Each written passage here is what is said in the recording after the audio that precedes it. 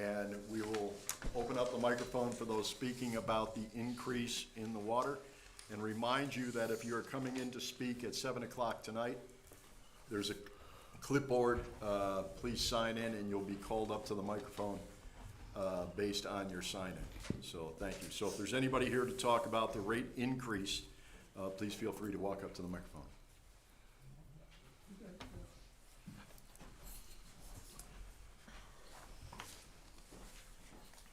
I think I can get this in 3 minutes.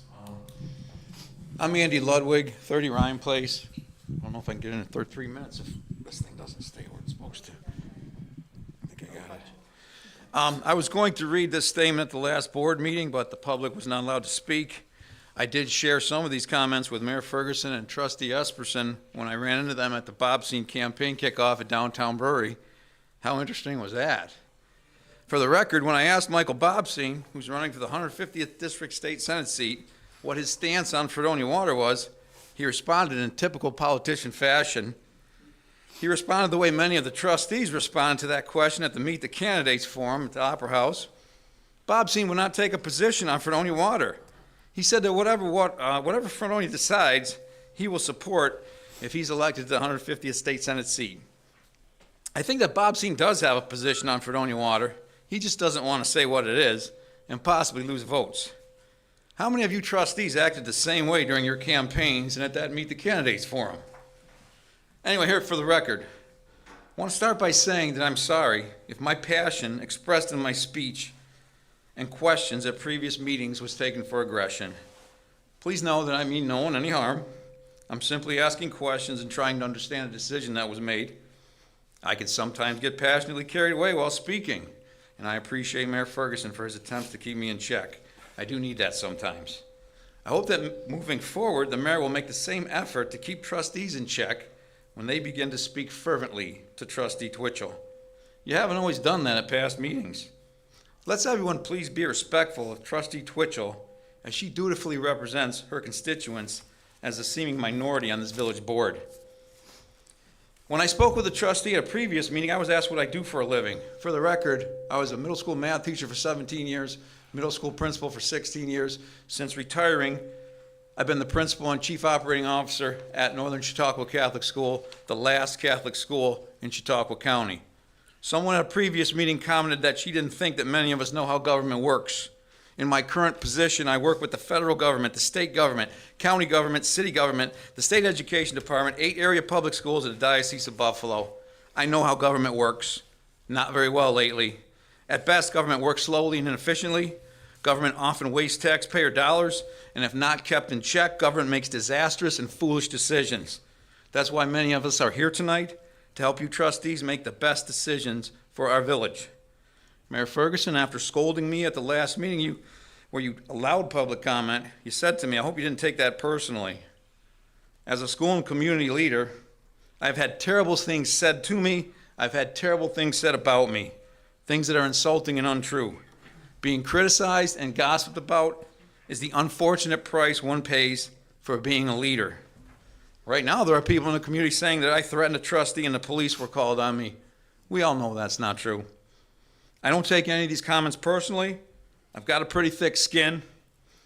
I don't take much of anything personally, and I hope the mayor and the trustees don't take questions, comments, or even necessary legal action personally. This is democracy. This is government. It ain't pretty. It ain't easy. Like it or not, it is what you signed up for. Mayor Ferguson, you commented on the passion of the speakers at the last few meetings. That passion comes from the firm belief in their stances, the courage in their convictions. It's a passion I don't see from all the trustees. Some people are so passionate about saving our reservoir, they're willing to spend their own money on lawn signs, radio ads, and even legal action. Meanwhile, the trustees sit silently and play with house money, our tax dollars. Moving forward, I would like to hear passionate, intelligent, and fact-filled comments and answers from the mayor and every trustee regarding every issue under your consideration, but especially water. Now, over the weekend, there was a water main break in the Gardner Street area, and a frustrated resident reached out to me and said, why are you against buying water from Dunkirk? If we buy water from Dunkirk, there will be no more water main breaks. There will be no more brown water in our pipes, and there will be no more boil water orders. I asked this resident, where did you hear that from? The resident said she heard these statements from a trustee. Now, I'm not going to drop the resident's name, and I'm not going to drop a trustee's name. But I would like the trustees to state that they understand that village water main breaks are caused by the deteriorated and aged pipes in our system. And no matter where we get our water from, there will continue to be water main breaks until the ancient pipes in our delivery system are replaced. I would like the trustees to state that they understand that the brown water that stains the tiles in my showers is caused by aged pipes. And no matter where we get our water from, there will continue to be brown water in Fredonia until the ancient pipes in the delivery system are replaced. And I would like the trustees to state that they understand that there have been boil water orders in Dunkirk in the recent past. I would like the trustees to either acknowledge or not speak against the idea that buying water from Dunkirk will not fix these problems. Not only that, but if we were buying water from Dunkirk, all the water lost in that water main break, we would have paid for it. And finally, I have a question. This water rate increase that you're going to be voting on tonight, will any of that go towards fixing the aged pipe in Fredonia's water delivery system? Is there anyone else that would like to speak?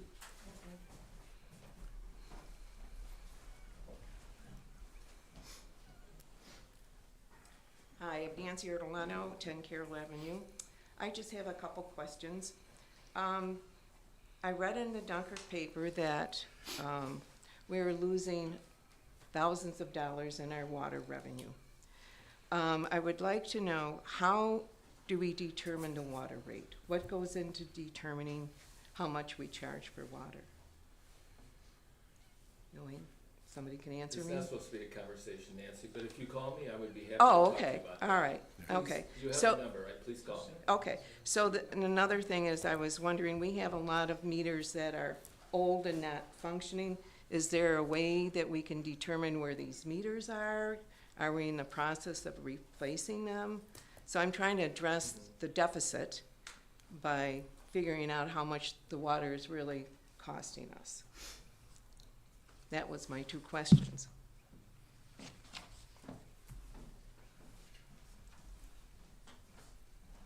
Anyone else? Jim?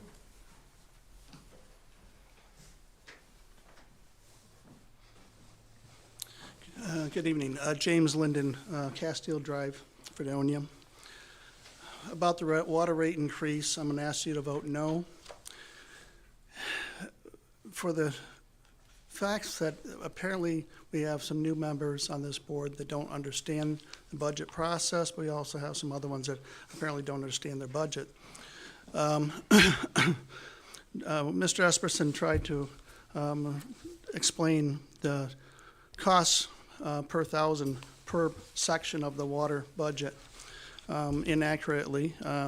He came to claim it was our current cost would be $8.81 per thousand. But he failed to realize that in that cost is our base fee on every bill every quarter of every resident. So that's well over $300,000 of that budget. And there's also the capital portion of our budget, which was $291,500. That I'm not too sure if every one of those projects were completed. So that's money that would have been backed out. And there was, he also stated that we had a $500,000 deficit in our budget. But that's not true either, because as I looked back at our October, the last October monthly representation of our budget, the update anyhow, I found about a $120,000 mistake that relating to the difference between our adopted budget and what it stated that our adopted budget would be, leading to you to believe that there would be a $500,000 deficit. So your numbers can't be factual, as you stated. And also, by the idea that we have a deficit in the current budget isn't true, because we balanced the budget. We balanced the budget by utilizing some fund balance that was above the between 15 and 25%, which is required by the village. Matter of fact, even after utilizing that over $400,000, just slightly over $400,000 to balance the budget last year, including those capital costs that we don't know if they're used yet,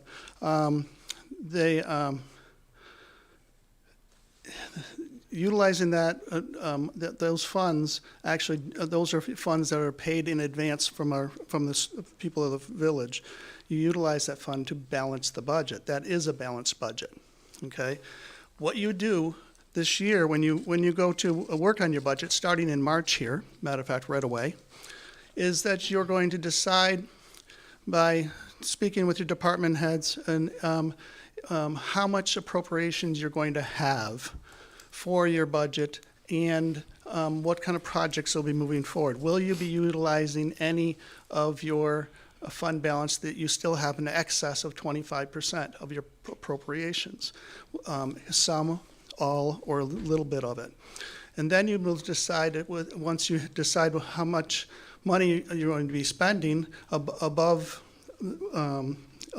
what is required by law, then you're going to decide how much, if at all, you need to raise rates. So I implore you to not move forward with any arbitrary cost of $2 per thousand that you plan on voting on this evening. Because, as I said, that's an arbitrary number. You just said, well, I think we could put it out there as a blanket coverage for now, and maybe people won't like it as bad so they won't have a double price increase later in the year. Well, you don't know any of that, and you're not accurate on your $2 per thousand. That's just a number you threw out there. We should be respected more with our dollars to be able to think that you would accurately decide on what is required and when it's required. And it should be an accurate number, not just a yes. So I think that's pretty much covers it. So like I said, I'm going to ask you to vote no for this evening and discuss anything further when there is a budget process and see where it goes from there. Thank you. Anyone else? Anyone for the water increase? Yes, sir.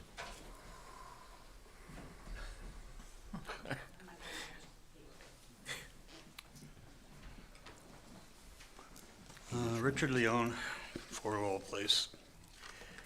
Just one comment before I start my time.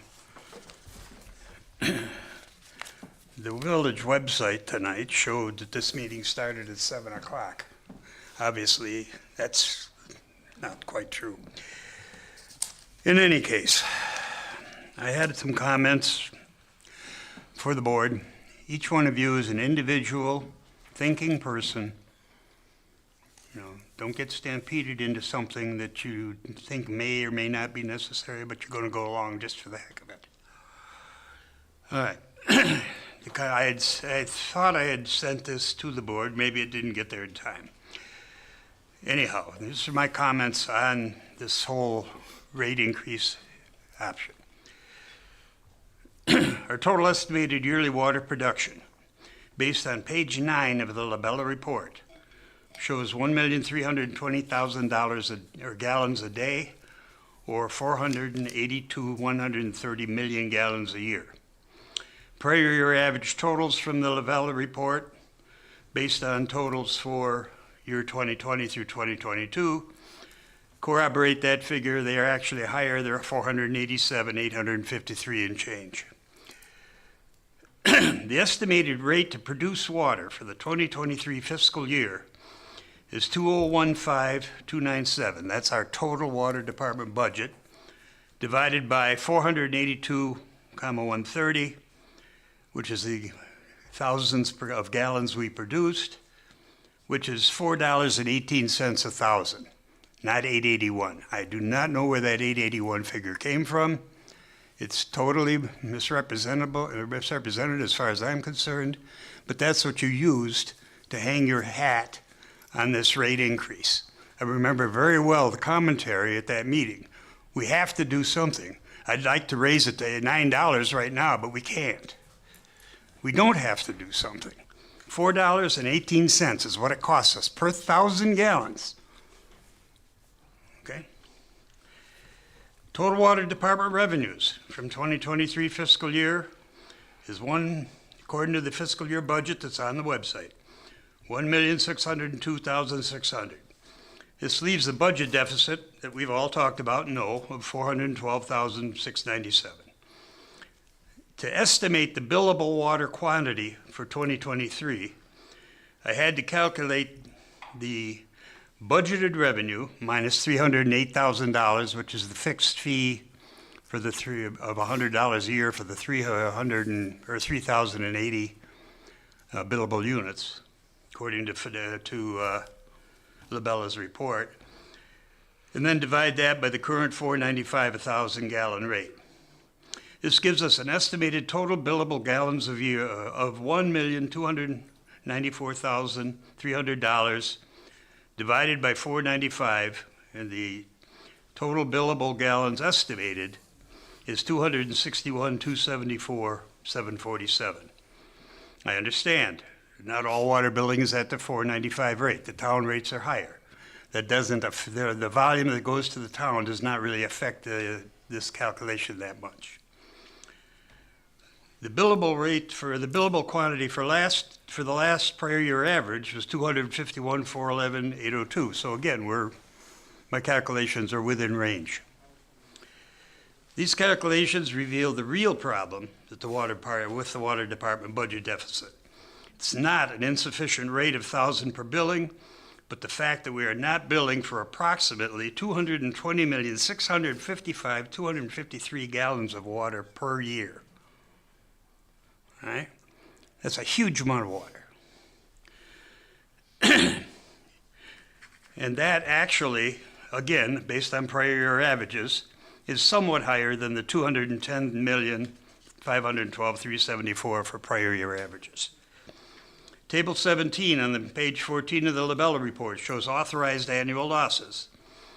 Okay, water treatment plant backwash. Okay, and there's a dollar or a gallonage figure attached to that. Unauthorized, unbilled, authorized municipal buildings. Okay, all of our municipal buildings should at least be metered so we know what the costs are that we're passing through those buildings. Fire department usage. Obviously, the fire department uses a lot of water. Nobody says they have to, is asking them to cut back on that for sure. And then, excuse me, authorized unbilled hydrant flushing. Now, all of those in the Labella report had a number attached to them. Unless those are actual metered losses, they need to be quantified as close to actual loss as possible. That's a first step. There are at least two additional major areas of lost billable water that need to be addressed. Incorrect individual metering is one of these. I've heard a lot of talk about, well, our meters are old, we got to replace the meters, we'll probably find it then. Well, we need to find it now. Not then, now. Incorrect, okay, excuse me. There's two ways you can quantify that, at least on a statistical basis, in which will get you to a pretty close estimation of what your loss probably is. Number one, we can put, excuse me, we can use a combination of online meter duplication. We include an additional meter in line with a statistically significant number of existing meters in the village. Whether that's 10%, 20%, we leave it to the people who run this test. But in essence, what you get is your existing meter shows you at the end of a quarter X gallons of usage, and your corroborating meter shows you another X number of gallons of usage. If those aren't really close, then you've got a problem with a meter. Statistically, if you show 1 or 2 standard deviations of meters in the study that are not accurate, then the meter, we should undertake just a total meter replacement option in the village. Costly, yes, but not as costly as losing 220-some million dollars or million gallons a year of water. The second thing we can do for metering is we could do cluster analysis. We take the village, break it into clusters of 25 to 50 to 100, whatever the number that, again, the person or personages running the study come up with of units, splitting up the 3,000 billable or however many billable units we are. Actually, with cluster analysis, you would cluster the whole village, so every address could be included. What you're looking for, based on billable, what's been billed to those individual units over time, 6 months to a year, what you're looking for is people or cluster entities within that cluster that are 1 or 2 standard deviations below the average. Those are the ones that are using less water, significantly less, like 10 to 20% less water than the average. Now, does that mean that there's something bad going on? Not necessarily, but it gives you a place to start checking. And if you start seeing that in a lot of areas in the village, then we think we can pretty much be sure we have some sort of problem. Okay. Excuse me, one more thing that we have going forward in this area. Leakage from the distribution system. It probably exists. We don't know the exact size of it. It needs to be addressed. And this is potentially the most significant source of loss in the system. It's likely to be the most expensive and time-consuming of the activities that need to be done to assess this water loss problem. Okay, these actions need to be undertaken immediately in order to avoid any additional revenue, or in order to find any additional revenue available. If we can find and bill 83 million gallons of water, we can get rid of the $400 and some whatever $100,000 deficit we currently have. That's what it would take, 83 million gallons out of 200 and whatever the number I gave you up front is. Okay, given the above, okay, these actions need to be taken irrespective of the choice of which option we take moving forward. If we buy water from Dunkirk, we've got to find out where is this 220 million gallons going, because we're going to have to buy it. Okay, we're going to have to pay for every single gallon of it. And if it disappears someplace into our system, it's a huge loss every year. If we make our own water and we can find these losses, now we can start to determine, do we really need to make as much water as we make? Can we reduce our cost of making our processed water? And go forward from there. We need to know now where this water is going. Okay? It doesn't matter which option we ultimately decide to take. We need to find this loss, and we need to find it now. Given the above, it's my opinion, a rate increase at this time would only result in increased public unrest towards the entire project we are undertaking. All you're going to do with adding a significant another level of angst to the public's view of what's going on with this whole thing. There's already a lot of it out there. I'm sure you've heard your own, you've heard complaints on your own. You've heard things going on your own. You've heard, this is happening, that's happening. Trustee Esperson had a column not too long ago about fiction and facts. Some of it I agreed with, some of it I didn't. Okay? The problem with that is that, like Daniel Patrick Moynihan once said, everybody is entitled to his own opinions, but he's not entitled to his own set of facts. So, that's, believe me, that's not, I'm not, don't take offense, please, John, as I'm not trying to be nasty to you. All right. In any case, once we undertake, as a suggestion, I would suggest we table the rate increase for 5 months. That would result in some revenue loss, about $137,000. Okay, given our current building figures and all the, and our current estimate for revenue and all the rest of it. It would potentially give us 5 months to work on on this particular thing as separate, as basically the starting project, or the starting phases of the water project. Now we have some solid information. 5 months, we would be able to find a lot of this, I am sure. Or at least get some good indications where it could go. So I'd ask you at this time, all right, table the rate increase. Look towards next year. If you find in our budget going into next year that we still need a rate increase, well, fine. But you don't know that we need it right now. Not based on these figures, not based on $4.18 at the 1,000 to create water. What we need to do is find the water that we're creating and not pay a billing. Thank you. Is there anybody else for this portion of the evening?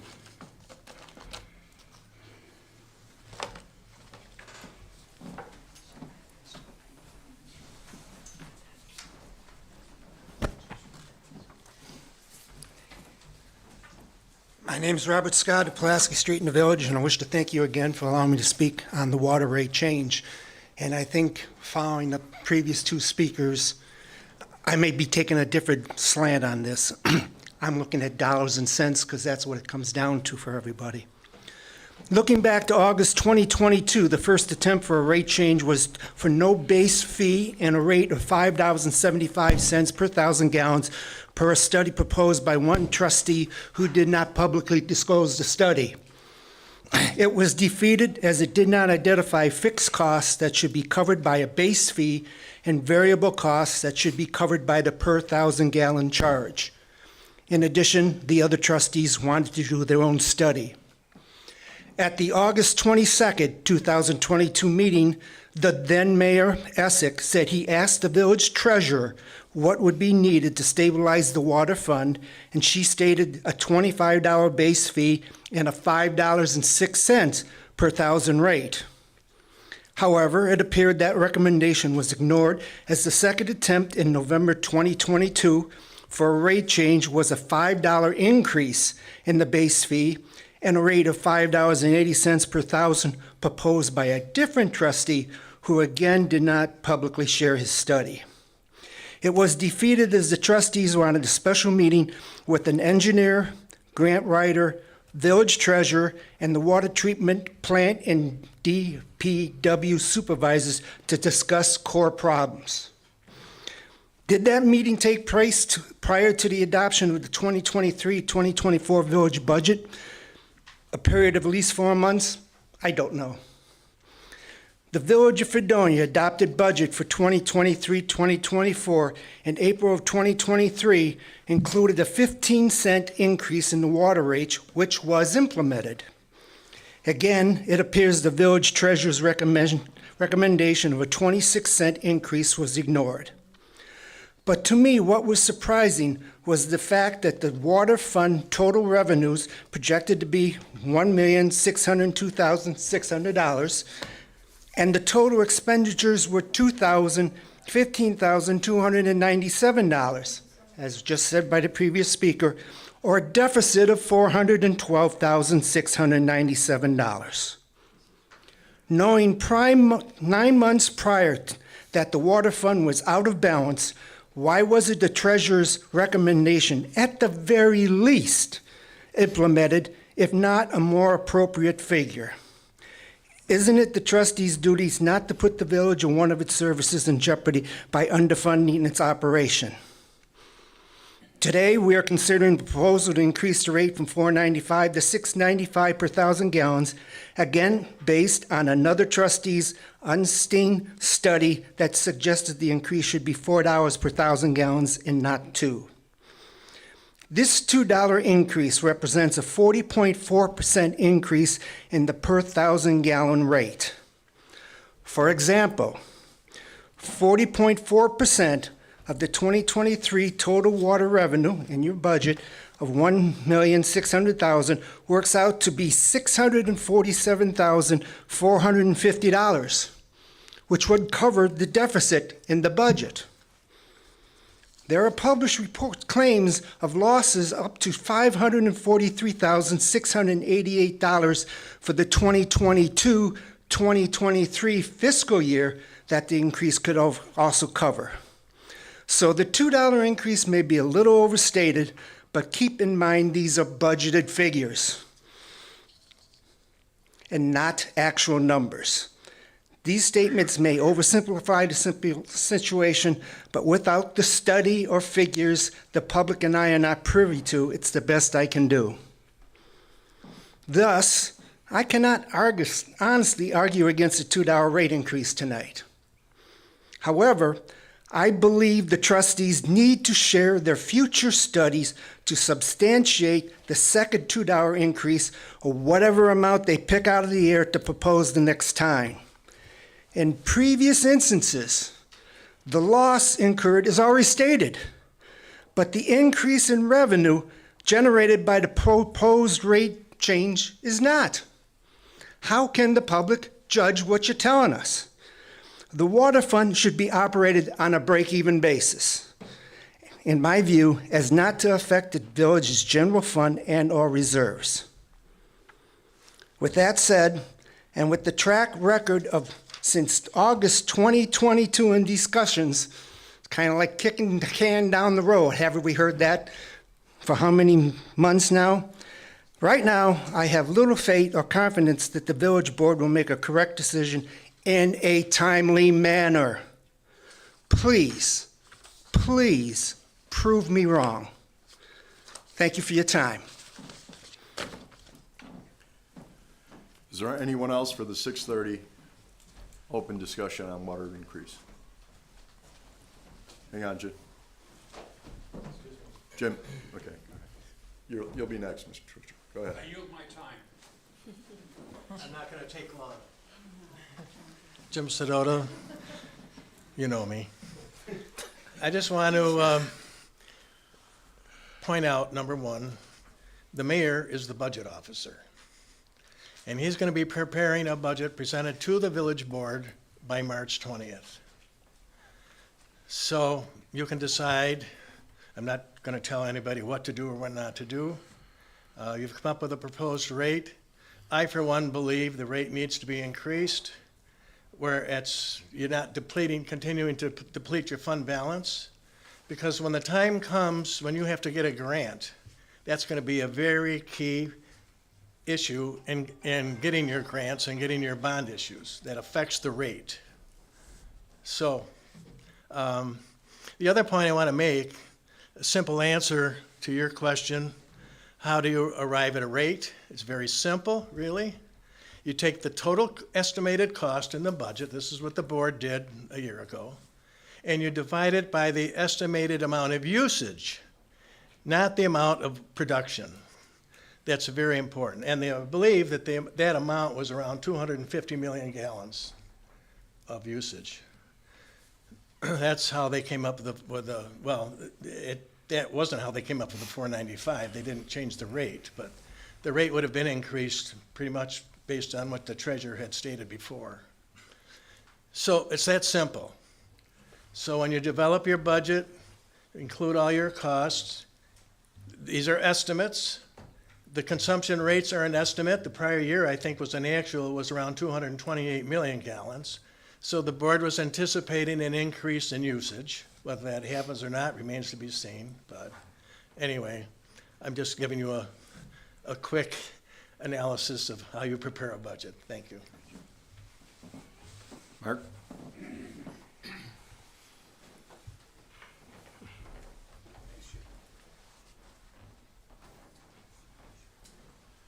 Mark Twitchell. The thing I hear the most, in social media about this water rate increase is, why are we paying for brown water? I don't know how to solve that problem, but obviously it has nothing to do with the source of the water. It wouldn't have anything to do with the source of the water no matter where it came from. But people believe that what this board has chosen is going to solve the brown water issue. And I think that somehow it's up to this government to make that clear to people, that they're going to spend a lot of money one way or another, but the water could still be brown, and it's because of the pipes.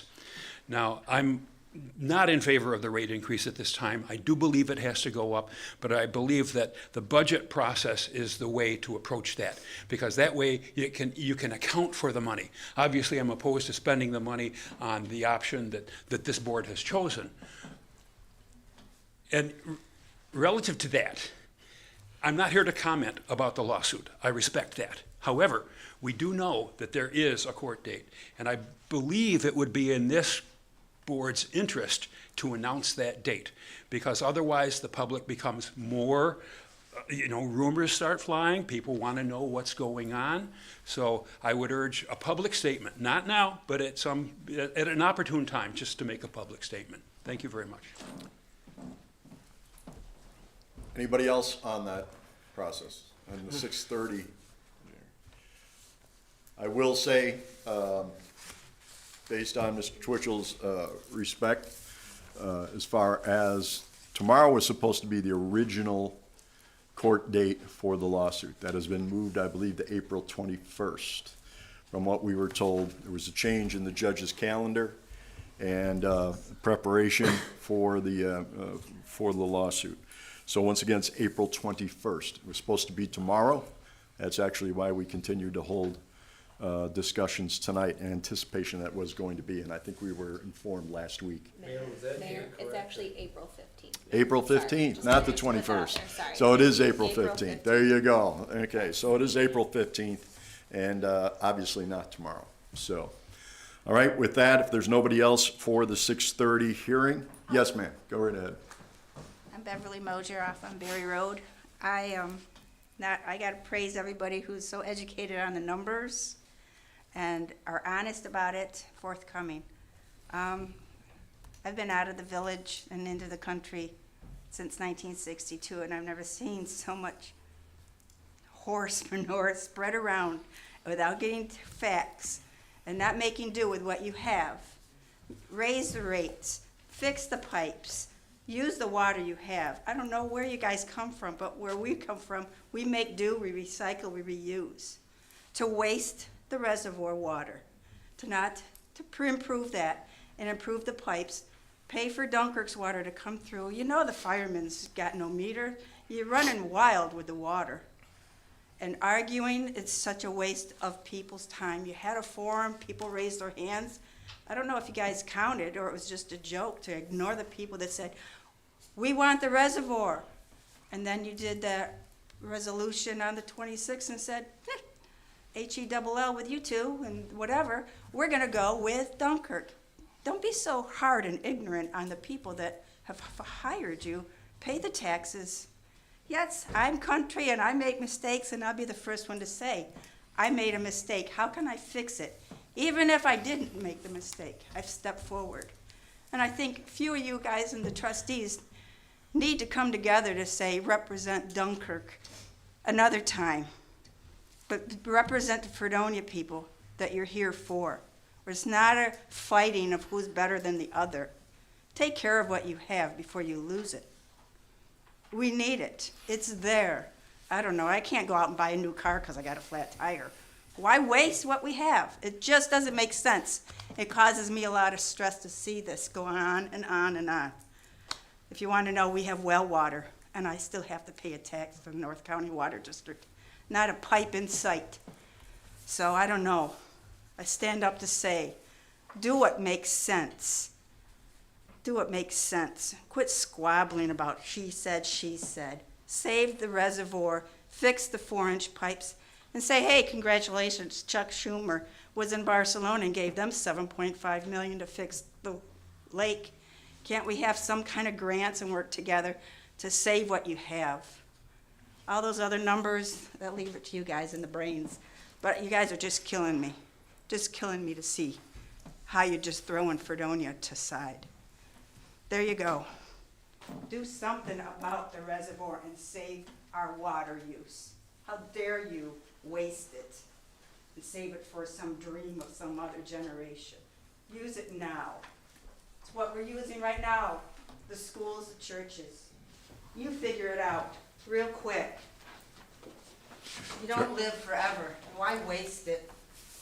I don't know what sign you need or a podium, but get your act together and save Fredonia's budget and the water. I'm If you- done. If you're here for the 7 o'clock meeting and you're speaking at the 7 o'clock meeting, we do have a sign-in sheet so we can call you in as you've signed in. It's going to be a process that we're introducing tonight, and we will follow it from there forward. If you haven't had a chance to sign in, please do so. We're going to give you a couple minutes, as we're going to take just a couple minute break. I realize that we're a little over time on the first meeting, but it'll give people a chance to sign in. Again, if you are representing yourself, it is 3 minutes. If you're representing an organization, an actual organization, then it is 5 minutes at that point. So again, if you'd like to speak and you want to sign in, please do so, and we'll start up in just a couple of minutes.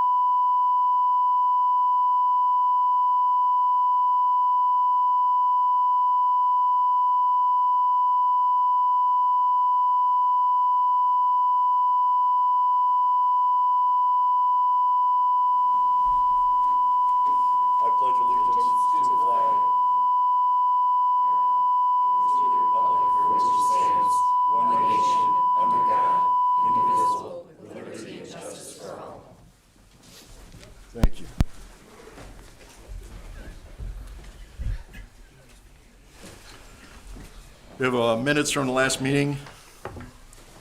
You had a chance to read them. Can I have approval for the minutes? Whereas members of this board have read the official minutes of the Board of Trustees regular meeting of February 7th, 2024, now therefore be it resolved that the board hereby approves the minutes as entered into the official minutes, and be it further resolved that the reading of the minutes be dispensed with. I second that. Trustee Esperson. Aye. Trustee Brockler. Aye. Trustee Syracuse. Aye. Trustee Wandell. Aye. Trustee Twitchell. Aye. So approved. Public portion. This portion of the meeting is for the public comment. Any member of the public wishing to speak, once recognized, shall stand at the microphone and state their name and address. Speakers will be allowed 3 minutes of speaking for themselves or 5 minutes of speaking on behalf of a group. I'll ask the speakers to refrain from remarks in poor taste, slanderous, and not germane to any action taken or contemplated by the board. Also, just for your own record, you've put down your residence here. We've changed this for a reason, for your privacy as well. Since this is a broadcast public statement, as long as we have your address and where you're from on this sheet, you don't have to be broadcasting to America where you live. So we hope you can appreciate that. With that being said, Nance or Orlando?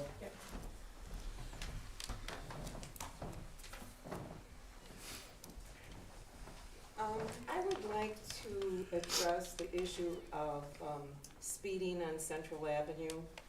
I walk my dog every day, different times, and I can't tell you, it's really kind of scary because there's maybe 3 feet of grass, and then there's the road.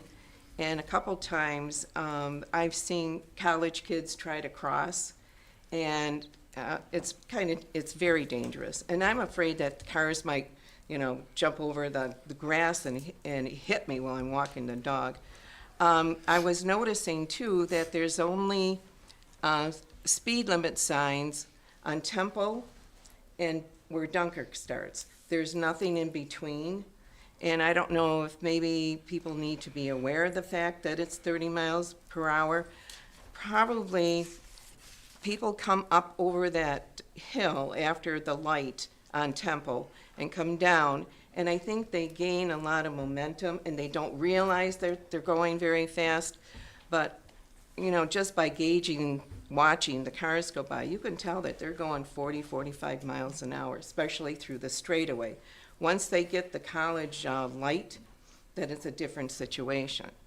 But in that span, and I realize the police can't be sitting there 24 hours a day, and I don't want it to be a speed trap, but I do want it to be safe for people to walk on the sidewalk, especially when it's snowing, and the sidewalks aren't cleared. We have people walking in the road. We have bicycles that are on the bicycle path, but then it ends at a certain point, and then they're in the road as well. And like I said, it's different hours of the day. I've walked early in the morning, and there's a lot of people speeding. I walk later in the afternoon, still the same thing. So I don't know if there's anything that can be done, like what you did on Route 20, maybe lowering the speed limit. I don't know. That's my question. Okay. Thank you. I don't have an answer for you. Okay. But we've got some people here that do. I will, the only thing I will say, and I usually don't talk during this process, but on a personal note, I have a real issue with people that don't know the law. And what I mean by that is you have crosswalks throughout this village, including Central Avenue and Clinton.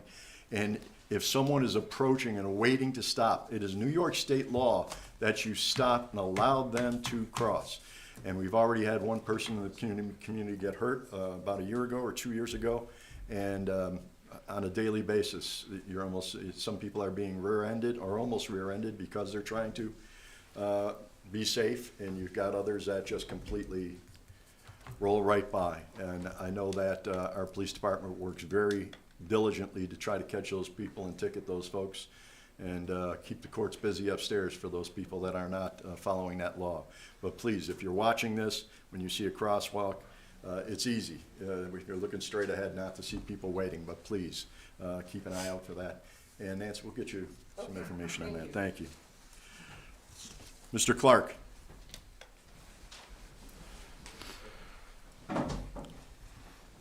And you are representing a group. Thank you, Mayor. This has been one of the most fun Februarys I've had in years. A few people asked me to read this that I put together. I'm still hopeful that we'll get through this and everybody will have a great summer. I'm Rob Clark. I'm a Village resident. I'm one of the original 3 old standbys, one of the shuffling podium pontificators that was told in the news in the 4th month following this story. Still wondering what could be behind the paper-thin support for the idea to switch to Dunkirk water and draw down the reservoir. The resolution is still in force, and no matter what verbal narrative people try to stick with it, it's still in force. So Fredonia is not some big corporation with deep pockets. We're a village with a diverse electorate, broad-based knowledge, a college town. We're both conservative and progressive. We have skilled tradesmen and professionals, many disciplines. We're a mix of cautious, eccentric, meticulous, fair-minded people who demand the most from goods and services as well as our elected officials. And perhaps we're a little naive. We certainly didn't expect a very small group of people to leverage off their official positions and attack our municipal water system. Many people are just waking up to it, and because of your squeeze on information, people are still struggling to find facts, even unsure how to separate source from distribution problems. But it's not going to be long before most people understand that changing the source fixes none of the distribution problems, and that comes at an incredible cost. As we continue to pry the lid off the details, people will see that just about all the mischaracterization and disinformation is coming from people on this board, and a few Fredonia people, some with county titles. What are we supposed to make of that? After the last workshop, I paused to listen to a group of department people speaking with Natalie from the health department. It was cordial. It was enthusiastic. It surprised me because I hadn't heard anything like that in this room. I heard them agree there were things we could do right now to improve the Fredonia water system and the intermunicipal connections to move us forward to becoming a dependable regional supplier. Natalie agreed. It was possible, but then added that you would have to know which direction you were going to go with your source. Right. The reason we're in this jam is because of the rushed December 26th decision to draw down the reservoir and go to Dunkirk water. Now, something NASA couldn't even do, Fredonia can do. Faster, better, cheaper. We can get there faster, we can do a better job, and we get there cheaper. It's on the table right now, and some of it's underway. If only you would join the rest of the community. It's a great community of people that know a lot about this situation. But if only you would join the rest of the community and moving forward, you'd see an alternative that wasn't on the Labella report. To get back to the path of responsibly fixing what we have in our source and put the money into the upgrades on the distribution system. And as time marches on, the number of informed residents is growing, and they're discovering that the local knowledge and expertise available to the issue is incredible. Instead of dialing up Labella when you don't understand something, look at what we have right here. Legal and engineering resources should be used sparingly as needed. Be the trustees you're expected to be. We can't afford these lofty ideas. Your decisions can help keep us in the black, or they can hurt us badly. What would be great is for you to vote the December 26th resolution out. Let Natalie know you want to work with the village departments to plan the work to be done for the village system, and let everyone get back to their best work, doing the best they can for Fredonia. Thank you. What was the time? I still had a minute. There is a lot of trash on the block between Eagle and Water. That's how I spent my President's Day. Picking up that trash? Well, I wasn't picking it up, but Yeah. it was an interesting tour. I did want to add that. I didn't take enough time.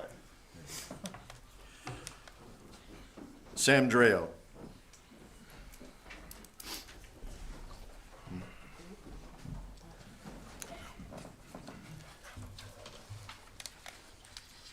Don't start the clock yet. Mayor, I'd like to, I'm not going to talk about the lawsuit, by the way, but just a little interesting fact of history I was thinking about, and I hope this isn't counting in my 3 minutes. Back in 1970, I was appointed village attorney in 1969, In 1970, there was a big issue about whether or not to tear down Village Hall. It was a very serious matter, and a lot of people in this village were very against that. Some were for it. It went to the planning board. It was a very controversial issue. And the planning board studied it out. They had a couple contractors, Dick Poland, Vince Cugino. I can't remember the other members, but the planning board studied it, and it went up for a referendum. This building was an old building. The Village Hall Trustees Room was downstairs, where the village clerk's office is. And that was a wide room with benches, and they held court downstairs. The upstairs was rented to Bosse's. Anyways, it went to the village board, to the village, to a referendum based on local finance law. If the term of financing is more than 5 years, it's subject to a referendum on petition or by the board on its own motion. Anyways, what happened was overwhelmingly, the village citizens, and I was shocked, voted to keep the village hall, not demolish it, remodel it. And that's exactly what they did. They saved the Opera House, which wouldn't be here today if they had demolished it. I don't know, they probably couldn't afford an Opera House.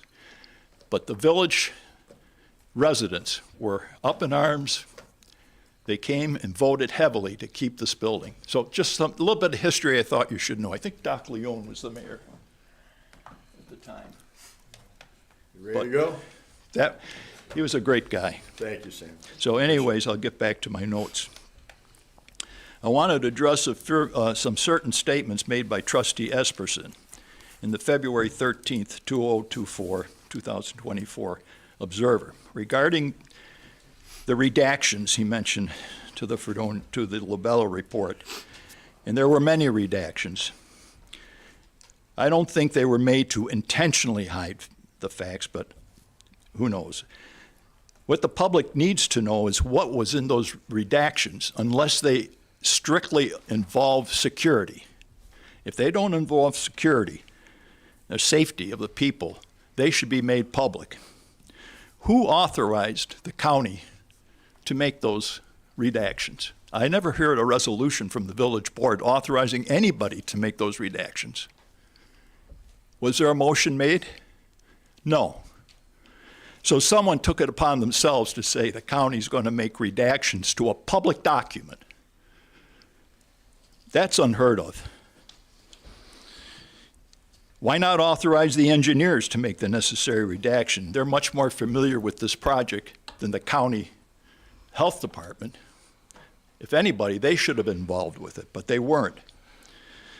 Very important information may have been redacted. It is necessary for the village board to make a good decision, as well as necessary to keep the public well informed.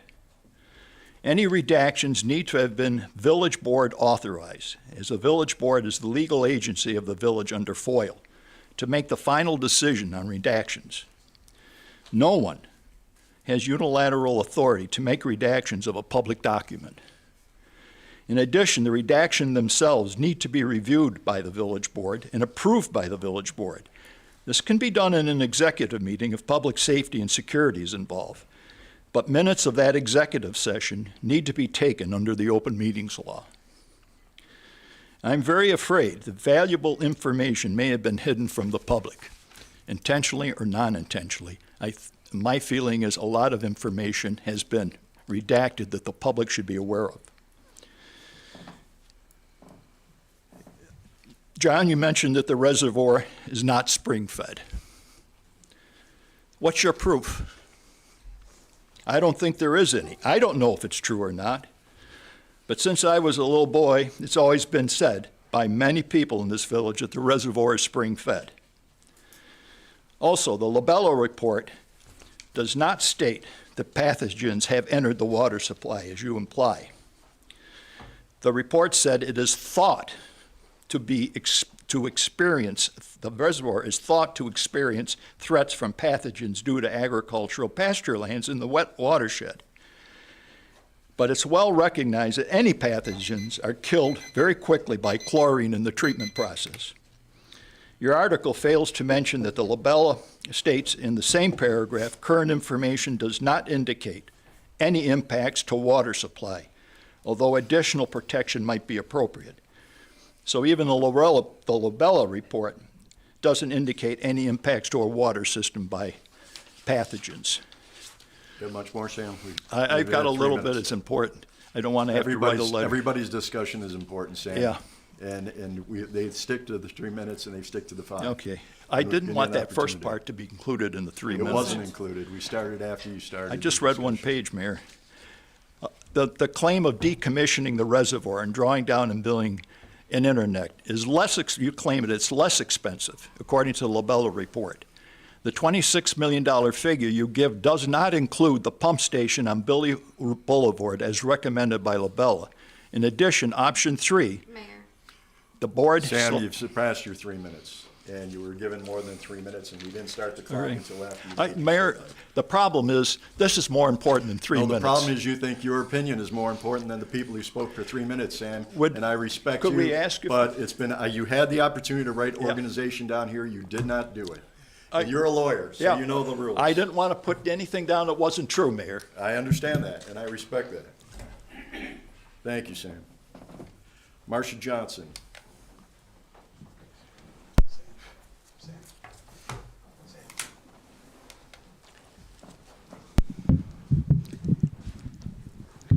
The first thing I want to say is that I do not feel that it is necessary to insult elected officials who are here to do the best they can. And I think that is completely uncalled for. Another speaker mentioned a problem with distribution, but the implication there is that the distribution problem is only going to be there if we go with Dunkirk. We have that issue. That will be there regardless of where we get the water. So bringing that up as an issue just seems like an aside that is really irrelevant to the discussion.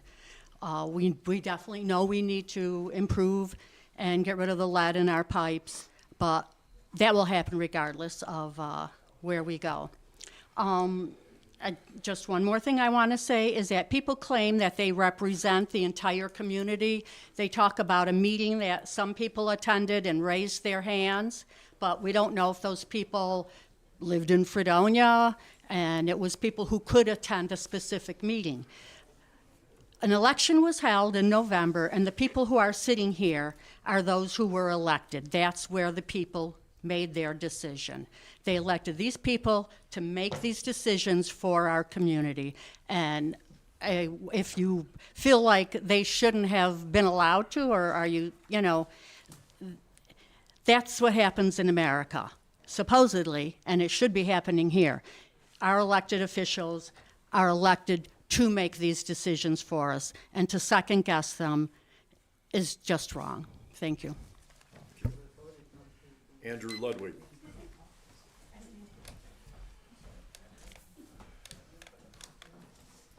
I would like to reiterate what the previous speaker just said. Buying water from Dunkirk is not going to solve the distribution problem. We're still going to have water main breaks. We're still going to have brown water, and there's still going to be boil water orders every once in a while, even if the water's coming from Dunkirk, okay? Love to hear the trustees say that they agree and they understand the same. When I spoke about the water main break in the Gardner Street area and that upset resident contacting me, I told him to contact you. But the resident told me they already did, and you told them these things. So, let's get the information out here. Don't say call me on the phone. Say it right here in public, for the record, on camera. We would have paid for every drop of water that was lost in that water main break, would we have not? If we buy water from Dunkirk, are we going to pay for watering the flowers in the park? If we buy water from Dunkirk, are we going to pay for the water in the fountains? If we buy water from Dunkirk, are we going to pay for incorrect low-reading meters? If we buy water from Dunkirk, are we going to pay for the water that's used to run the street sweeper? If we buy water from Dunkirk, are we going to have to pay for the water that the fire department and the police department use to wash their vehicles? Has any thought been put to that? I hear these numbers getting thrown around. I don't need a whole bunch of numbers to look at one line in the Lobella report, which says over the long haul, the less expensive option is to upgrade the dam, water treatment plant, and reservoir. I don't need long explanations. It's right there in the report. Over the long haul, it's less expensive. But you know what? Some of these trustees were not even in office when that Labella report was presented. They did not speak to the Labella report or the water issue when they were at Meet the Candidates. So let's do it over again. You want democracy? That's what democracy is, okay? Let's hear from everybody. But I just don't understand paying for what we already have, and I don't understand pumping water 5 miles uphill to where there's already water. Now, convince me otherwise, and tell me that we're not going to have all these extra expenses by buying water from Dunkirk. And don't tell me to call you on the phone, and don't sit there stone-faced with your mouths closed. We want to hear from you. There's all this disinformation out there. Put it to rest. On the record, please. Eva Dawn Basham.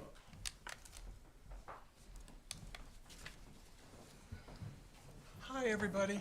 I'm Eva Dawn, and I've never stood on this side of the table. I've always been on that side of the table. And I can tell you one thing, it's still as hot as hell in here as it always has been. Oh my God, it's hot in here. Folks, I'm here to tell you there are a couple of things that have been untrue, but I think one of the things that sticks out the most in my mind is that I served as a trustee for 4 years, 20 years ago. Then I came back and served again for 2 years. Not much changed in that time, to tell you the truth, except for the fact that I became more familiar with the budget process. This is a process that takes a lot to understand, a lot to understand.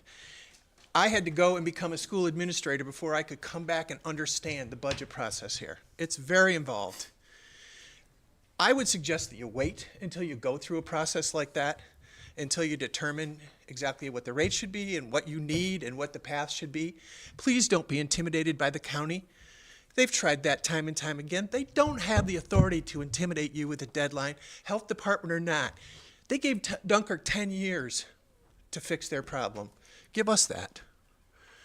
But my point is, as you look around this room, folks, you've got 4 or 5 former trustees that sat where you're sitting.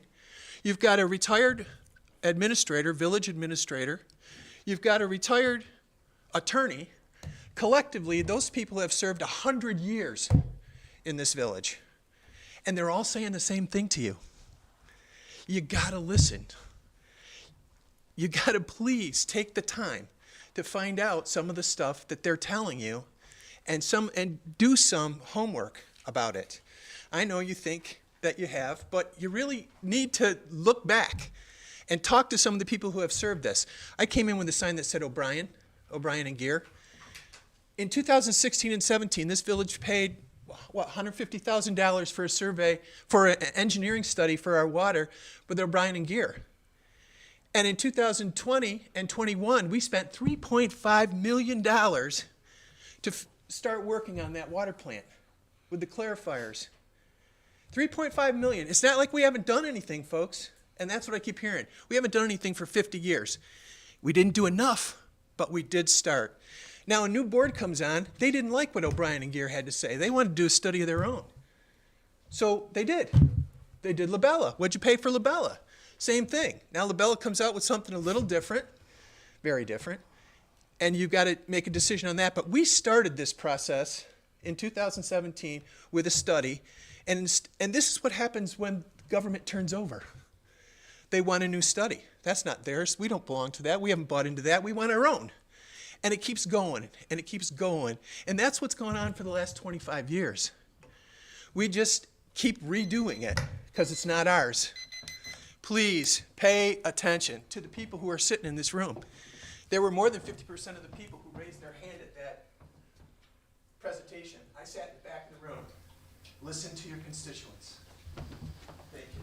Richard Leon. I'm going to be fairly brief. Eva Dawn, I'm offended. You forgot to say I was the planning board chairman for Oh, I'm sorry. 12 years. I must have you others too. I'm very sorry. I'm sure. I'm just kidding you. 2 things. Okay. One, you made the point, and it's true. Municipal accounting is not corporate accounting. Understood. There are rules, there are this, there are that. But, Jim, you made a point about where that 881 came from, and then the point was that we took a projected figure that we might bill for and divided that into our total cost. I don't know what kind of accounting it is, be it municipal, be it corporate, but if I did that in a corporate accounting environment, I'd still be rolling out the front door. All right? When you're in an environment where you're producing something, you take your total cost of production by the total amount that you expect to produce. That's your cost of production. If it varies over time because of other variables, then you adjust. Okay, and when we do that, we end up with, like I said, $4.18. Okay, enough of that, it's beating a dead horse. The other dead horse I want to beat a little bit is the redacted Labella report again. Sam was starting to make a point and made a point on it. He made the points that I had made in a series of questions a couple of meetings ago. They, because of the situation with the law suit and all the rest of it, have not been answered, and that's okay. I understand. However, my point is this. Okay, when I see the reason for redacting anything and keeping any information from the public to be national security interests, my BS meter goes up. And by BS, I mean my bologna sandwich meter. If your sandwich looks like fried bologna, smells like fried bologna, tastes like fried bologna, it probably isn't roast beef. Okay, number one. What was redacted? That was a very good question. There's at least 10 addendums to that report. Every one of them is missing, as near as I can tell. I cannot believe, and I really, really can, that the Department of Homeland Security or whoever promulgates these rules cares about the cost for the Village of Fredonia to update their water plant, cares about what the water flow looks like through the plant, or cares about, where the water source is located. I got on the internet. In 30 minutes, I found the water sources for 20 municipalities around this area, just by looking at satellite maps. Okay? The point that Sam made about the, I'm sorry, I guess I did redo. All right, I will give it up. Thank you. Thank you, sir. And we have correspondence, that's all that had signed up for tonight, by the way. So, and if you thought that process was fair, the signing in, please let me know. If you think that there's other ways of doing it, please let me know as well. Thought it went well. Correspondence, Ann, you have some? To Mayor Ferguson, Trustee Esperson, Wandell, Syracuse, Brockler, and Twitchell. I'm sending this to you as a member of your constituency, regardless of party affiliation. I am a resident, a taxpayer, and a concerned citizen of the Village of Fredonia. This email has nothing to do with our current boil water order. Until we find permanent solutions, this will happen. I do not proclaim to have the right answer on the future of Fredonia's water supply. I firmly believe that there are simply too many uncertainties for anyone to make an educated decision that affects not only the current residents and the cost of quality of our water, but residents of the future, our property values, and our ability to sustainably survive as a village. I do, however, believe that it would be in all of our best interest to find common ground on a solution that provides quality water at a cost that is reasonable, with a level of redundancy that helps secure not only the village water supply, but supports the needs of Northern Chautauqua Regional Water Supply if and when emergencies arise. I ask that you take the time necessary to fully explore the costs, timing, and significant unknowns associated with this critical decision. I ask that you consider tapping into the considerable interest, energy, and wealth of knowledge, experience, and expertise possessed by the residents of our village to establish a nonpartisan board, commission, or advisory panel to work with you and our staff to tackle this issue from the ground up. The mission of this group would be to find some elements of common ground as a starting point, e.g. the village needs a reliable water source and our current infrastructure is in need of repair. Review and mine the available data, not just data that has been summarized or redacted. and identify significant data gaps and recommend limited investigations or data gathering activities to close those gaps. Review the cost analysis and identify cost elements that require further evaluation.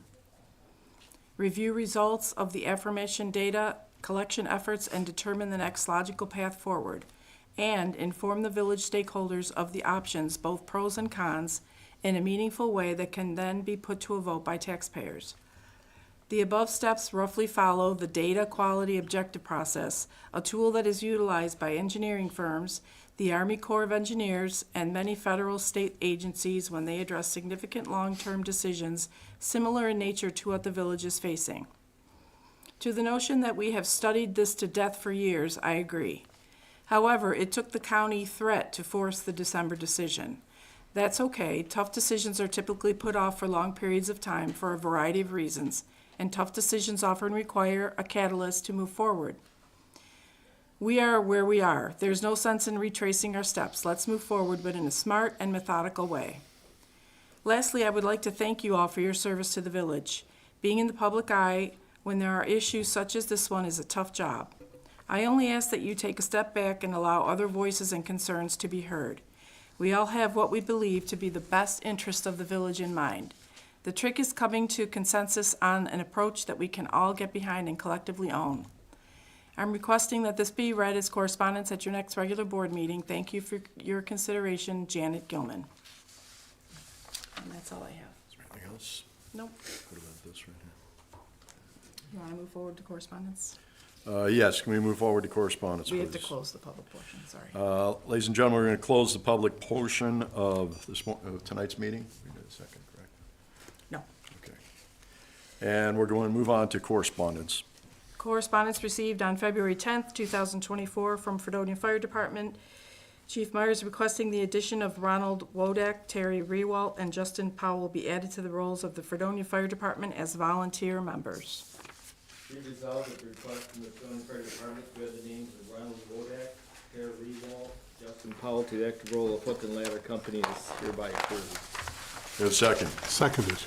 Trustee Esperson. I think we need to change that, because there is no hook and ladder company. I think that needs to be changed to Fredonia Volunteer Fire Company. Okay. So I will You can move reread to that? amend, yeah.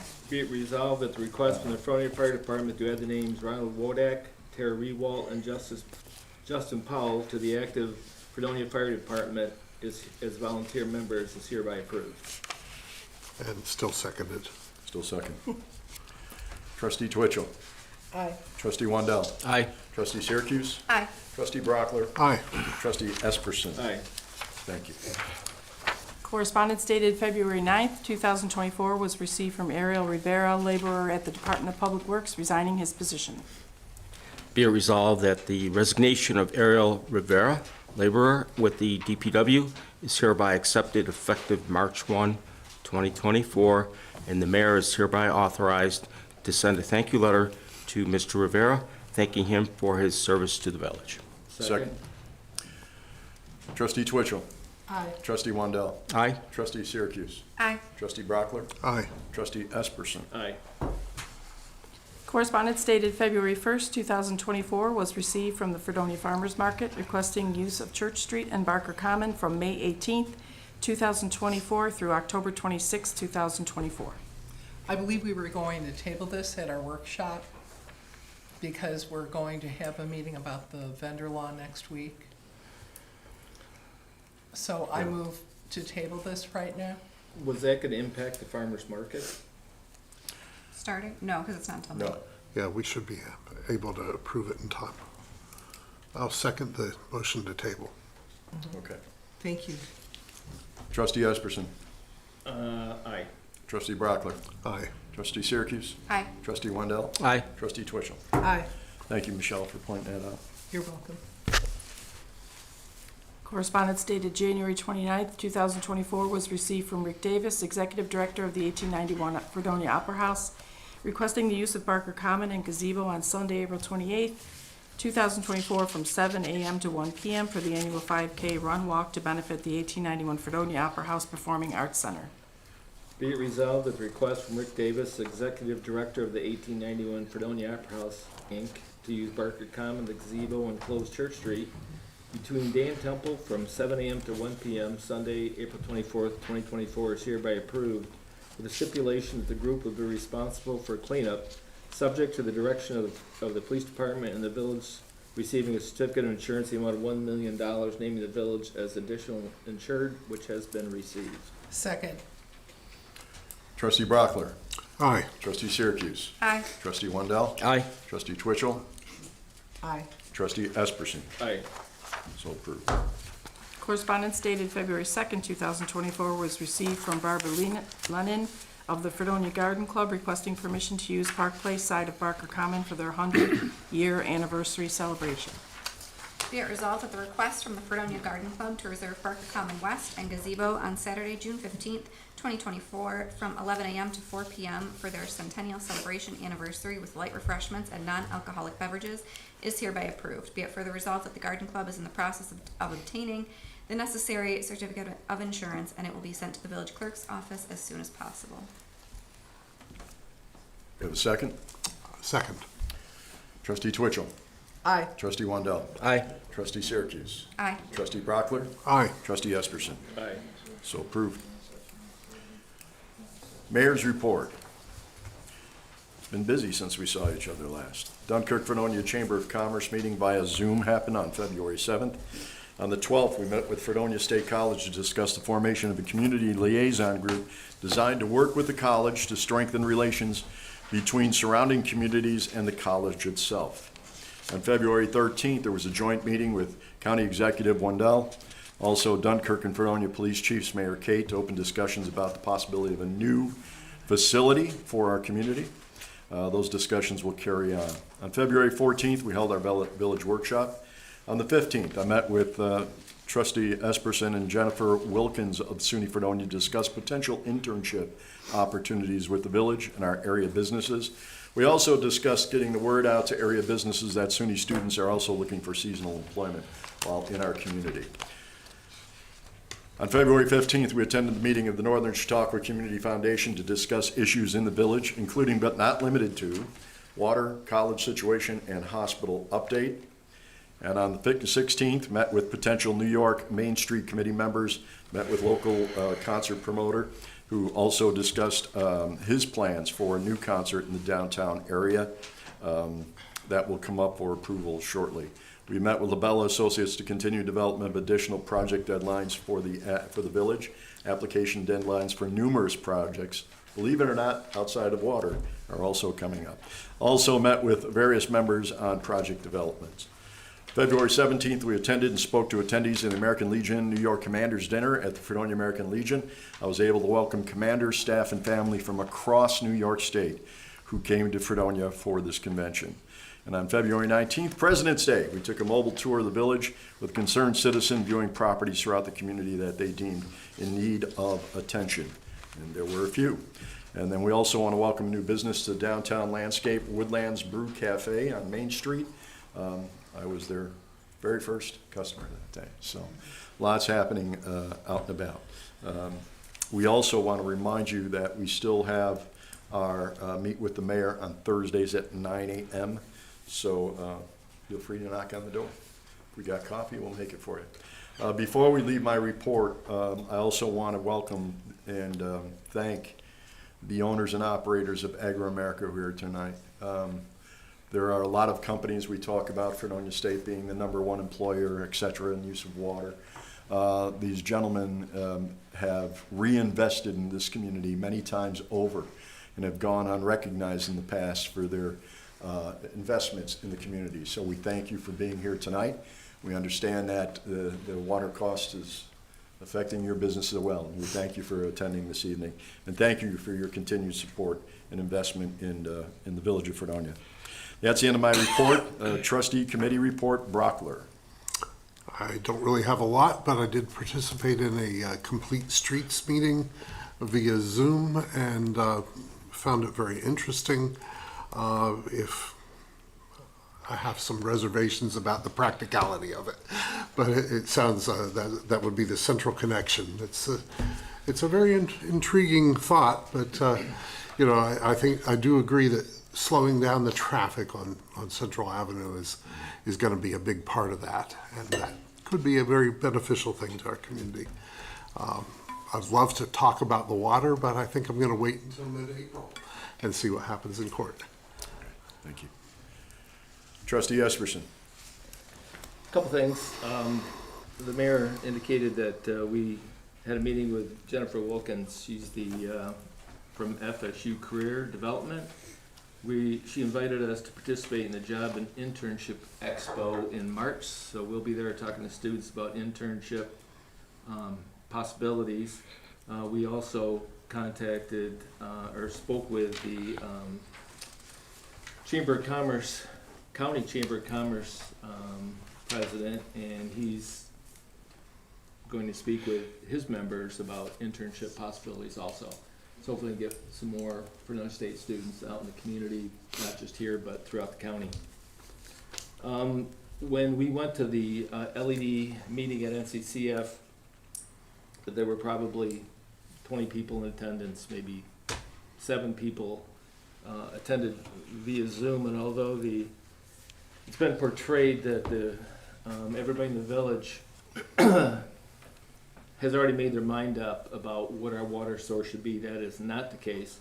There were probably everybody there encouraged us to stay the course that we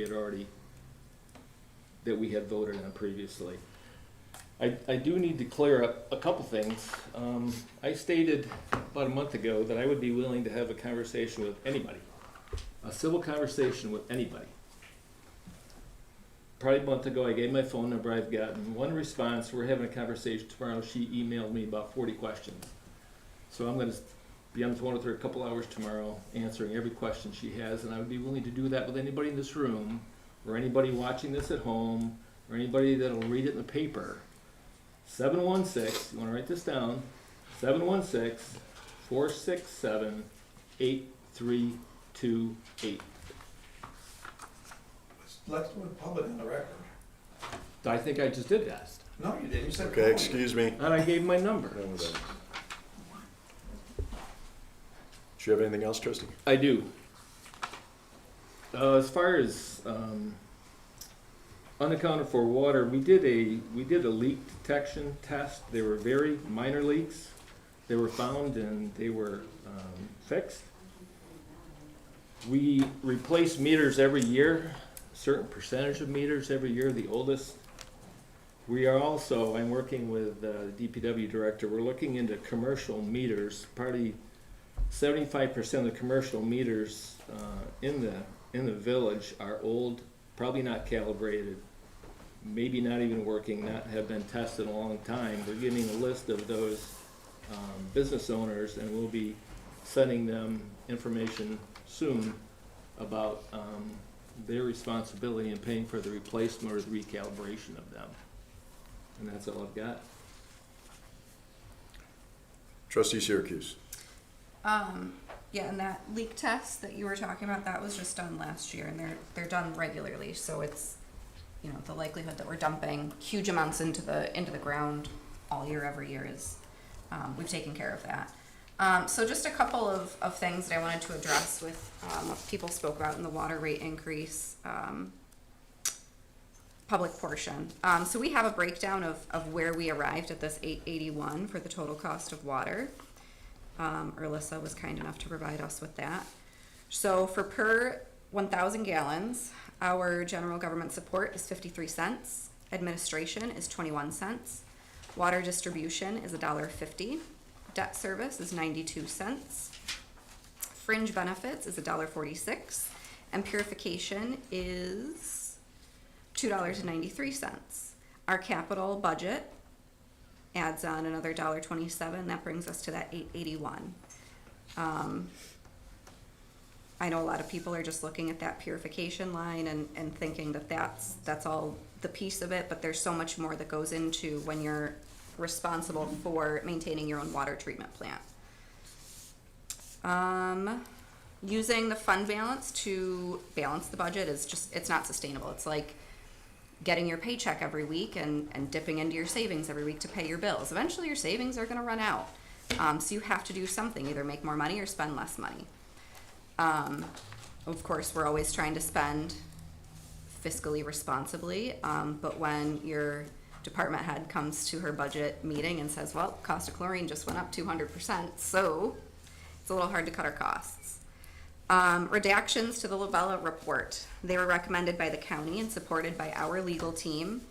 What is redacted points to weaknesses and vulnerabilities within our water system.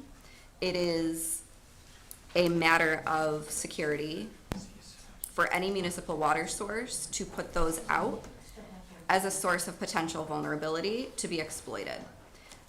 I know we would all like to think that that's just not gonna happen here in Little Fredonia, but we can't bank on that.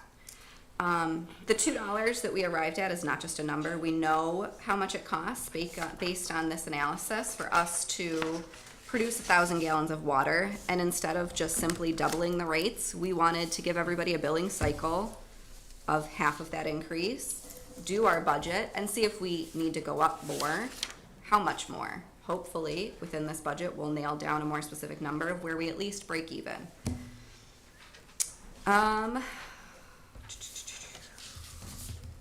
And that is a correct statement, that our water discoloration, localized water discoloration, is due to the in-the-ground infrastructure. It's not because of the water treatment plant, otherwise all of our water would be brown. I am lucky my water is not brown. So, following the chosen direction will hopefully allow for more direct effort into improving our water infrastructure that's in the ground, if we don't have to worry about what's up on the hill. The hand raise keeps being referenced.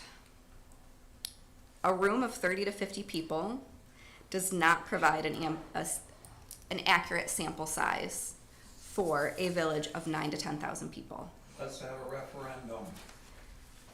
It's her turn to speak, sir. So You had your turn. referencing that hand Please do. raise is just not, I understand that when you're sitting in that room and you're looking at everybody else who raised their hand, that it seems like, okay, we're all in agreement. But like I said, 30 to 50 people does not accurately represent a village of 9,000 to 10,000 people.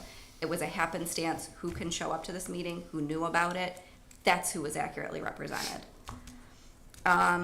Central Avenue, it's a county road, so I don't know how No, much it's not. we can No, do. In Fredonia, it is not a county road, only in They're- Dunkirk. They're responsible for the maintenance. No, that's not true. That's That not is what I true. was told, is that it's, Well, so, I'm but either telling way, you, it's not true. it's on the radar of the Complete and Safe Street Work Group. So hopefully, we'll be able to do something. Well, if you would put more 30-mile-per-hour signs. Yeah, so maybe whether that means signage or increased enforcement or where that lands, because I believe part of that and what's gonna be happening is a traffic study for that street, because we do recognize that street is a problem. That's all I have. Trustee Twitchell. Okay, I did receive a phone call, ironically, from someone here in the village that had a bill that was just out of control. They owe thousands of dollars according to their bill, and I know, Erlissa, I will be speaking to you about it tomorrow. And I asked him, how old is your meter? He said, well, I believe I just had a new meter put in. So this whole meter thing, I mean, if you think the meter problem is bad, and if this was a brand-new meter that was put in, there's something else going on. And I don't know what it is, but I will be looking into that. Excuse me, could you do me a favor? Yes. Can you get me that address? I don't announce it here, but Okay. just so we can look He- into it and help you with it. Yes, thank you. And also, I did give the mayor a fact sheet. There was an announcement today by President Biden, and there's nearly $6 billion for clean drinking water and wastewater infrastructure. And I did want to point out that there's $3.2 billion through the Drinking Water State Revolving Fund to expand access to clean drinking water across the country, bringing the total amount of funding announced under this category to $8.9 billion. The The bipartisan infrastructure law invests nearly $31 billion in funding for a wide range of drinking water projects, including upgrades to water treatment plants, water distribution, and piping systems. Now, these are all things the village can apply for.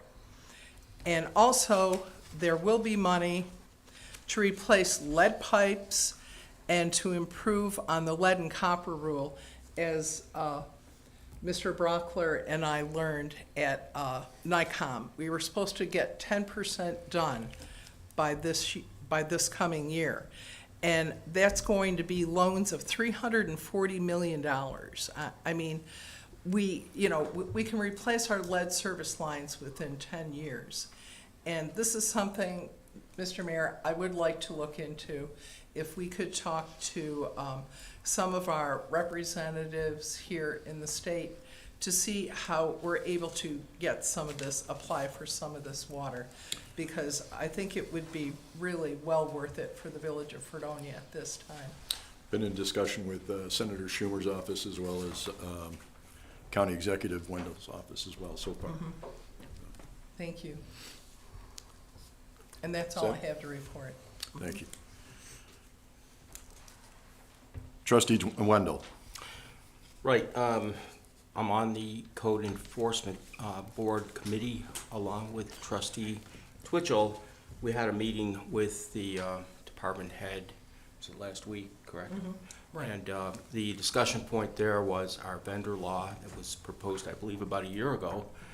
And there's some fine tuning that's going to be required before that actually passes before the village board. So we're ironing out those details. Specifically, Trustee Michelle and myself will be at the planning board meeting next week. On the 27th at 5:30. At 5:30 in this room. So we'll be discussing that in more detail with the goal of presenting that information and hopefully a more refined version of that vendor law so we can pass it within approximately a week or two, maybe, whatever, close. Second thing is I did two projects that are going on right now, and Trustee Brockler referred to the Go Bike Central Connection, attended that meeting. The goal is to really improve the Central Ave for access with bicycle and safety concerns. So we're pursuing that. We're probably going to have a meeting in about a week or two to further discuss that. I believe that will really originate more on the Dunkirk side and then work its way toward the village. So that's a good thing for the village. The second thing is there's a plan in action right now along with the county for a crosswalk modification improvement right here at Water Street and Main Street. And there's going to be some changes that are being proposed, so that's currently in the discussion stage. The last thing I'd like to address is with the water issue. I'm discussing more the budgeting part of that.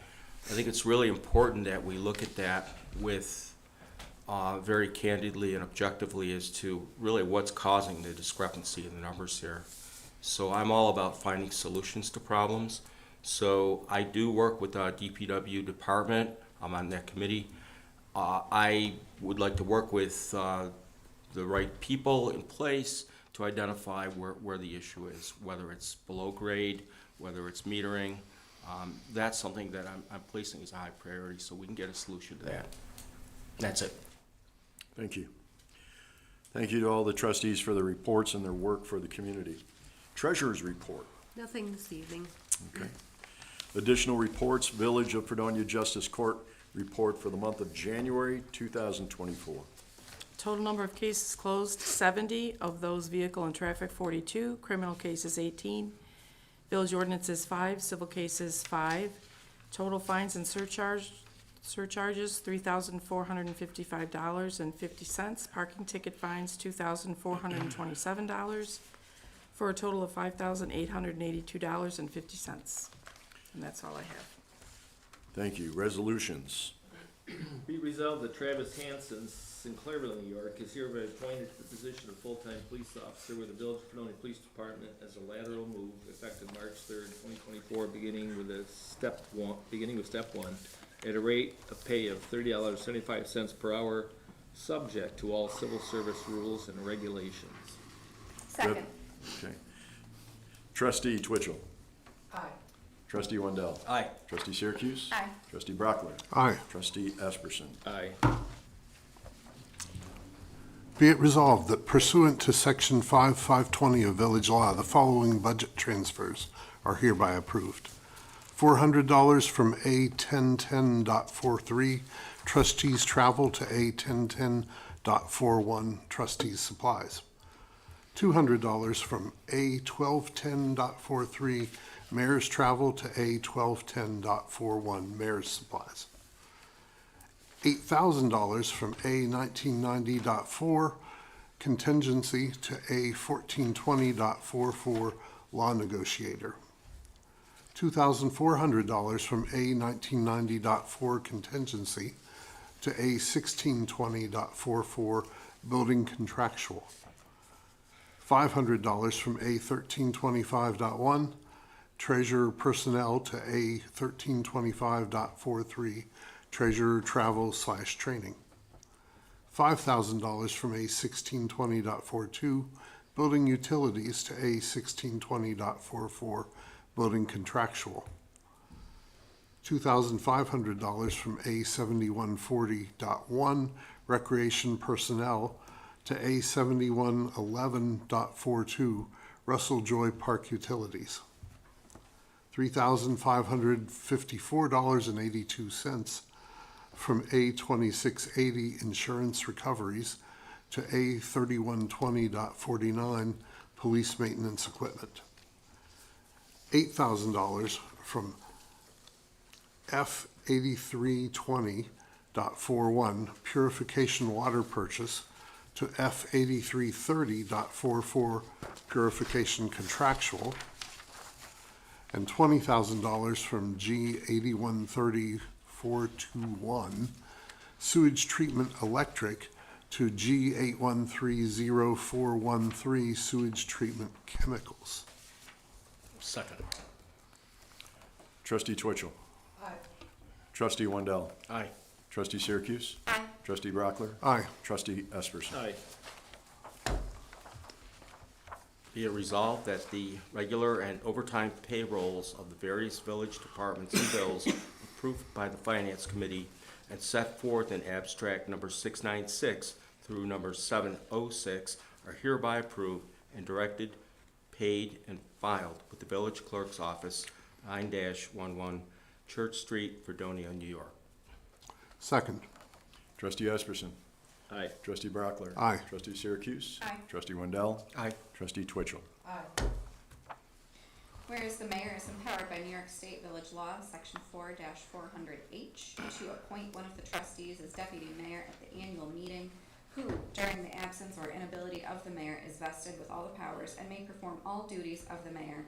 And whereas the charter of the Village of Fredonia, Section 14.1, empowers the board to appoint from time to time one of their members to preside at any meeting of the electors of said village or of the trustees thereof when the mayor shall be absent. Whereas no such appointment was previously made at the village's 2024 annual meeting, and whereas the position of deputy mayor is necessary to provide continuity of leadership in periods of the mayor's unavailability, now therefore be it resolved, trustee John Esperson is hereby appointed to the position of deputy mayor for the 2024 calendar year. And I'll second that. Trustee Brockler. Aye. Trustee Syracuse. Aye. Trustee Wendell. Aye. Trustee Twitchell. I would vote nay because I have more experience than him, and I was wondering why I was passed over. I've had 6 years' experience as a trustee. Not time for that discussion here, but we will have the discussion. Trustee Esperson. Abstain. We do have a walk-on. Yes. Whereas the Board of Trustees in the receipt of an agreement between the village and a particular employee, and whereas the Board of Trustees believes the terms of the agreement are in the best interest of the village. Now therefore be it resolved, the Board of Trustees hereby approves the terms of the agreement and authorizes the mayor to execute the agreement on behalf of the village. Second. Trustee Twitchell. Aye. Trustee Wendell. Aye. Trustee Syracuse. Aye. Trustee Brockler. Aye. Trustee Esperson. Aye. Before we go to the next item, I do want to congratulate and thank both the Village DPW as well as the Town of Frankfurt DPW for extraordinary work with 3 different lines that all seem to go simultaneously this weekend. And once one of them was repaired, 5 minutes after we announced it was fixed, the line next to it blew. So they were in the cold, they were in the ice, they were in the wet, and it is a thankless job, like many. But we thank them for their tireless effort to repair that in a quick manner and get that back in place. So please note that we're congratulating them on their service to the community again. We do have an executive session to go to, and the portion of the meeting is not open to the general public. Motion required to enter executive session in just a moment. But before we go to that, we want to announce that a meeting schedule. Next Village of Fredonia workshop will take place on Wednesday, February 28th at 2024 at 9 a.m. in the trustee room, this room, on the 2nd floor. You're invited to attend also. David Friedman has been kind enough to record those, and you can watch those on YouTube if you cannot be here. The next village board meeting will take place Monday, March 4th, 2024 at 7 p.m. in the trustee room, 2nd floor of Village Hall. So, can we have a motion to end this particular session? I make a motion that we enter into executive session for legal advice, personnel concerns, and contract negotiations. Second? Second. Trustee Twitchell? Aye. Trustee Wendell? Aye. Trustee Syracuse? Aye. Trustee Brockler? Aye. Trustee Esperson? Aye. Thank you. Cable television crew for tonight's broadcast. Be safe. Have a great weekend.